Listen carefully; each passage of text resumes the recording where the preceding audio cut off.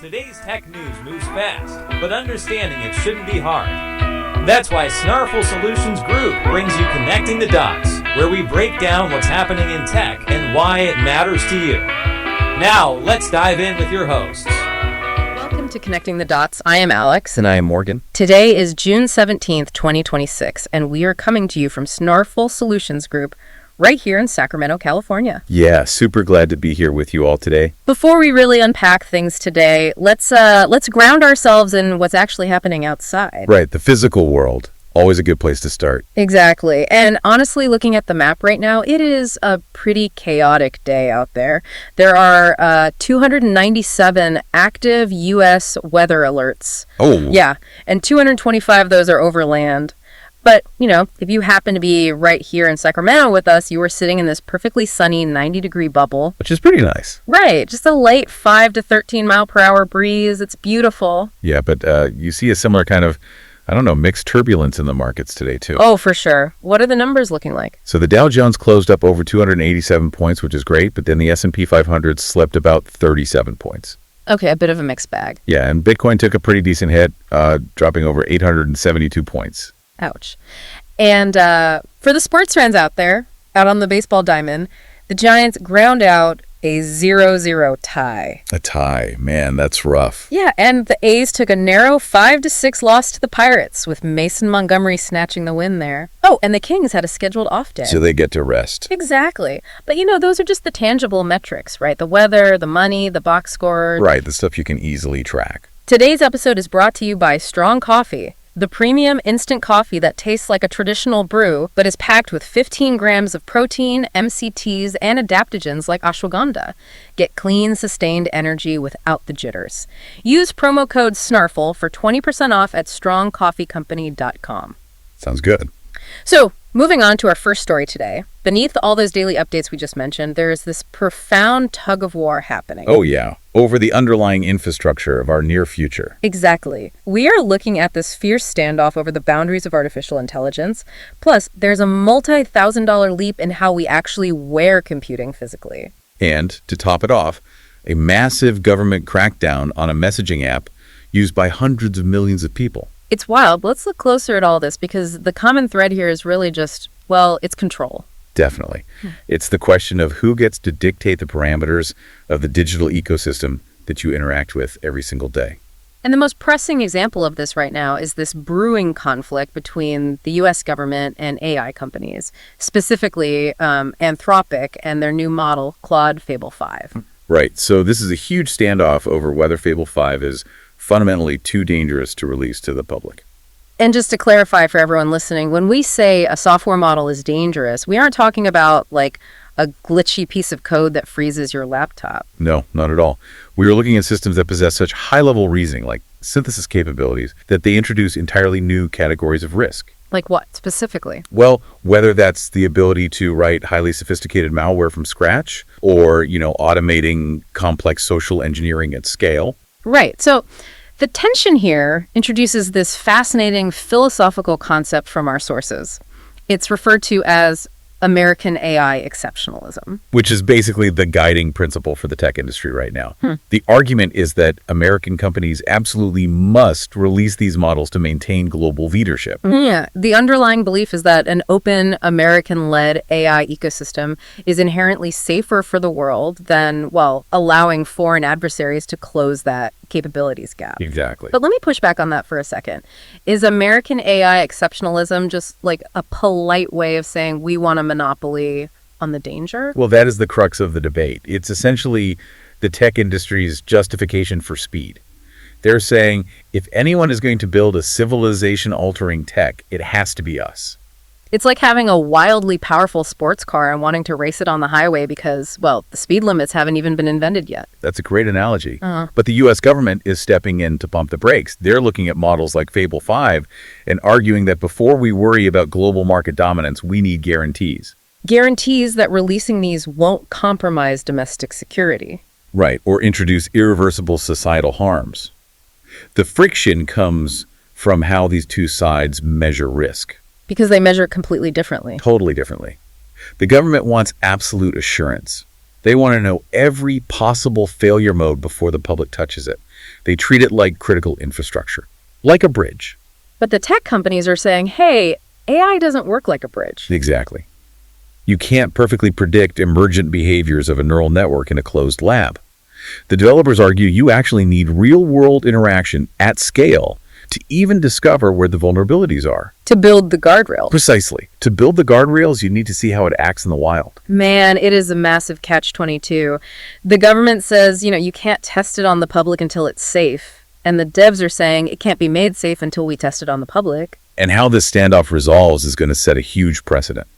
If a model like Fable 5 gets permanently shelved, the AI assistants we use every day are going to hit an artificial ceiling. But if the tech companies win and push it out, we get incredible new tools, sure, but alongside entirely unknown systemic vulnerabilities. It's going to dictate the regulatory framework for every subsequent model from here on out. Okay, so that's the software side of the control battle. But moving on to our next story, this tension perfectly contrasts with the physical hardware bottlenecks we're seeing. Oh, absolutely.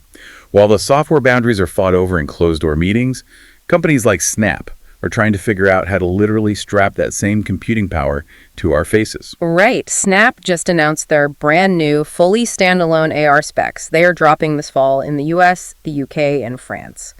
And the price tag, it's a staggering $2,195. It's a huge investment. Yeah. But building a computer that fits into the form factor of traditional eyewear is arguably one of the hardest engineering challenges of the decade. Yeah, and these new specs managed to pack all this tech into a frame that weighs only 132 grams for the 47mm model. And 136 grams for the 52mm version. Which is incredibly light.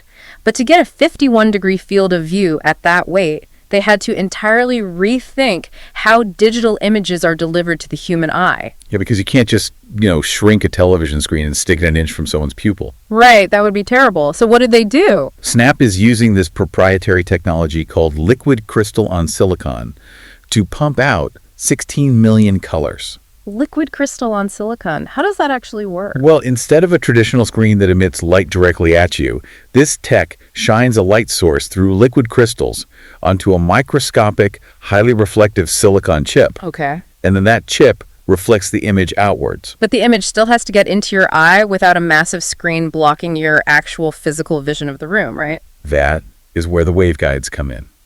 They are the core of this whole thing. Think of a waveguide not as a screen, but as a microscopic prism system embedded inside the glass lens. Like invisible prisms. Basically. Snap etches billions of invisibly small nanostructures into the lens. We're talking more than 10,000 of these structures fitting on the tip of a single human hair. Wow. That's hard to even picture. It is. So the projector beams the image into the edge of the glass, and these nanostructures bounce the light internally along the lens and then redirect it perfectly into your retina. So the digital image just essentially appears to be floating in the real world. Exactly. And the lenses themselves are actively managing the physical environment around you, too. Right. They use electrochromic technology, which is actually the exact same tech used in the windows of Boeing's 787 Dreamliners. It's amazing. By applying a tiny electrical voltage to the lens, it alters the chemical structure, allowing it to absorb more light. So it shifts from totally clear to heavily tinted in, like just 10 seconds. It adapts to the ambient light of whatever room you're in. It is a phenomenal piece of optical engineering, no doubt. It is. But let me look at the practical reality of this device for a second. Snap claims the field of view feels like having a 115-inch home cinema screen placed about 10 feet away. Yeah, that's their pitch. Yet all this incredible technology drains the battery in a maximum of 4 hours.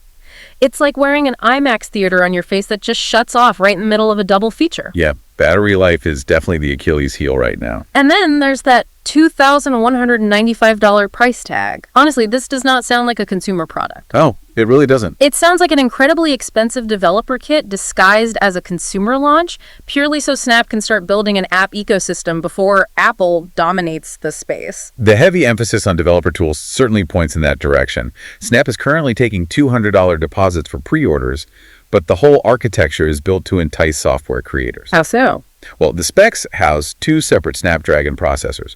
One is completely dedicated to handling computer vision, so mapping the room, understanding geometry, tracking your hands. Right. And the second processor is dedicated entirely to running the AR visual overlays. And dividing the labor like that is how they achieve the 7 millisecond motion to photon latency they're advertising. Exactly. When you turn your head, the digital object stays perfectly anchored to the real-world table because the sensors and projectors are communicating almost instantly. Without needing to route that data through a smartphone in your pocket. In fact, Snap made a very pointed jab at Apple's Vision Pro in their announcement, emphasizing their specs are fully standalone. No external battery puck, no tether. The hardware rivalry is super intense. But the unseen engine driving this entire industry is actually Qualcomm. Oh, definitely. At the same Augmented World Expo where Snap announced these specs, Qualcomm unveiled their new Snapdragon Reality Elite processor. Which is the silicon making the standalone dream even possible. Yep, it supports up to 4.4K resolution in each eye at 90 frames per second.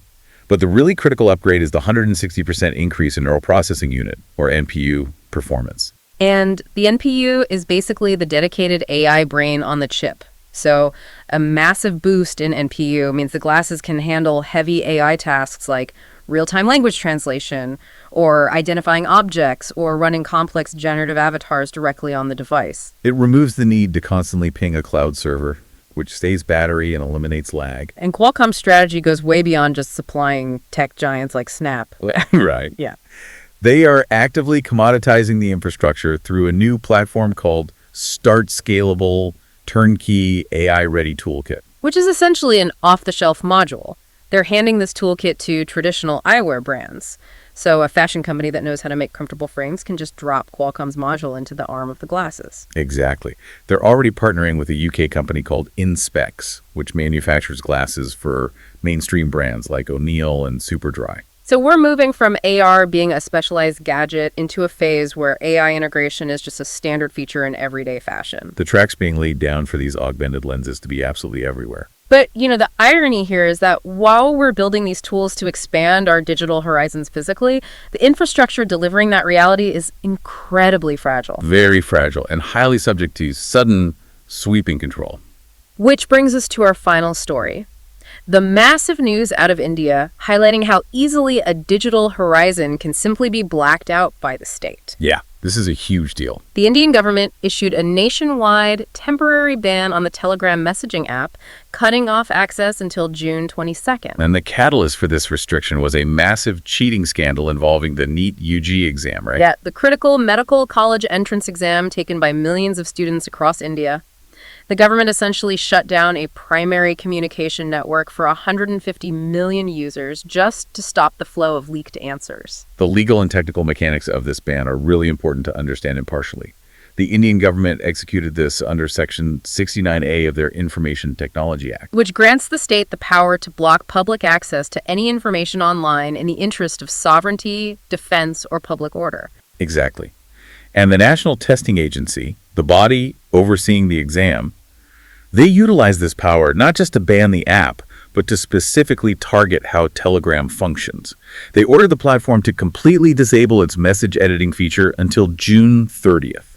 Right, because focusing on the message editing feature exposes a very specific type of fraud they were dealing with. The backdating scam. Exactly. Scammers were running this backdating scam where they would create a Telegram channel, post innocuous messages like, "Good luck on the test, students." Seems innocent enough. Right. But then, when an exam paper inevitably leaked from a physical testing center, they would go back and edit their original message to include the leaked answers. Ah, so because the original timestamp remained, it created the illusion that they had the answers hours before the exam even started. Yes, and they'd use that fabricated evidence to solicit payments from students for future exams. The NTA's Director General, Abhishek Singh, argued that the primary objective of the ban was disrupting the market dynamics of this fraud. By cutting off the clientele. Right. Even if sophisticated scammers use VPNs to bypass the restriction, his logic is that the average student seeking an advantage will be deterred by the friction of a banned app. It collapses the financial incentive for the scammers. I mean, I hear that argument, but it feels a bit like the equivalent of the Postal Service discovering a handful of people are mailing counterfeit checks and deciding the best solution is to just weld every single mailbox in the country shut for a week. It is a very blunt force approach. And Pavel Durov, Telegram CEO, naturally pushed back hard against it. Yeah, he pointed out the fundamental ineffectiveness of the ban. noting that the moment Telegram was restricted, the illicit leak channels just migrated over to other platforms like WhatsApp. He also emphasized that Telegram had already taken proactive measures. They removed hundreds of channels linked to the scams and redesigned their interface to make the edited label much more prominent. Specifically to combat that backdating illusion. Right. Durov framed the government's action as an arbitrary punishment levied against 150 million legitimate users for the actions of a microscopic fraction of criminals. And he introduced a highly concerning allegation regarding how the ban was enforced, too. He claimed that Reliance, which is a massive Indian telecom operator, was actively disrupting access to Telegram for users who weren't even located in India. Which, if true, is wild. Yeah. He alleged they were using unauthorized internet routing announcements to swallow the traffic. Right. So for the listeners, essentially telecom companies use protocols to tell the internet's core routers the fastest way to send data. If a major provider starts broadcasting false directions, they can create a digital black hole. Misrouting and dropping traffic on a global scale. Reliance hasn't issued a response to that allegation, but it underscores the sheer infrastructural power these telecom operators hold. Oh, absolutely. But the broader implications of this ban extend far beyond just Telegram. Yeah, tech commentator Nikhil Pawa provided a really vital analysis in our sources.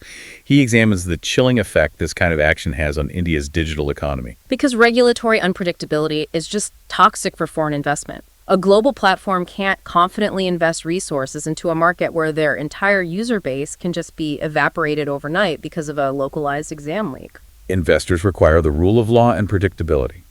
If a government demonstrates a willingness to use the nuclear option of a nationwide ban as a first response to a moderation issue, it creates permanent regulatory anxiety for every tech company operating there.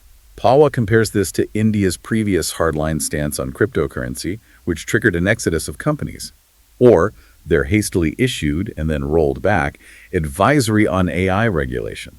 But the most alarming point Pawa raises is the possibility that the Telegram ban was a smoke test. Yeah, that part is fascinating. He notes that Section 69A orders are typically executed in total secrecy. The public rarely sees the legal justification.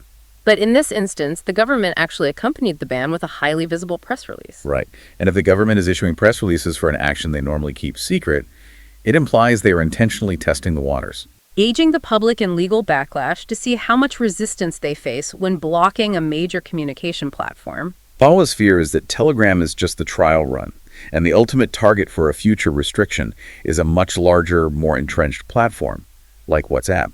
The danger of a smoke test like that is normalization. If a temporary ban on an app used by 150 million people expires without facing massive legal defeat or public pushback, a very dangerous precedent gets set. We have seen this pattern with localized internet blackouts before, where temporary disruptions eventually become an accepted, normalized tool of state control. And the temporary nature of the ban is a strategic advantage for the government, too. By the time a legal challenge can wind its way through the courts, the ban is already lifted, rendering the lawsuit moot. But the precedent remains cemented in the legal framework. It is a sobering realization. We are watching the digital equivalent of eminent domain, where the state can simply seize or block access to the infrastructure you rely on. Before we wrap up, a quick thanks to Old Glory, an iconic music and sports fan merch store. Perfect for the techie in your life.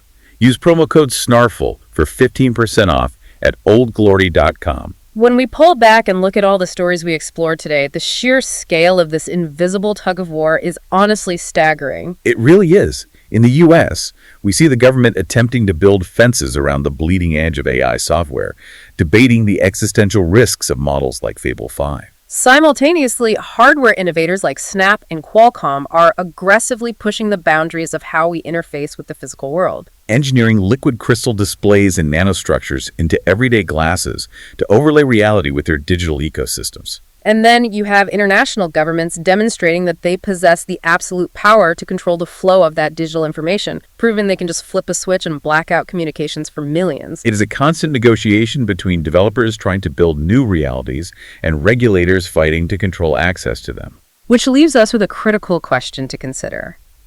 As the miniaturization of processors allows augmented reality glasses to become as common as standard sunglasses, our physical and digital worlds will become inextricably linked. Completely intertwined. So, when you're walking down the street, relying on an AR overlay to navigate or interact with the physical environment, What happens when the very lens through which you view reality becomes subject to a sudden nationwide blackout order? Right. If your physical vision is augmented by a server, what happens when someone in power decides to unplug it? It is a vulnerability we are engineering directly into our daily lives. Something to really think about. We're here to help at Snarful, so reach out on our website if you have any more questions. That's a wrap on today's top stories. Remember, tech doesn't have to be complicated, and we're here to help connect the dots. If you've got questions or want to learn more, visit us at snarful.com. Thanks for listening, and we'll catch you next time.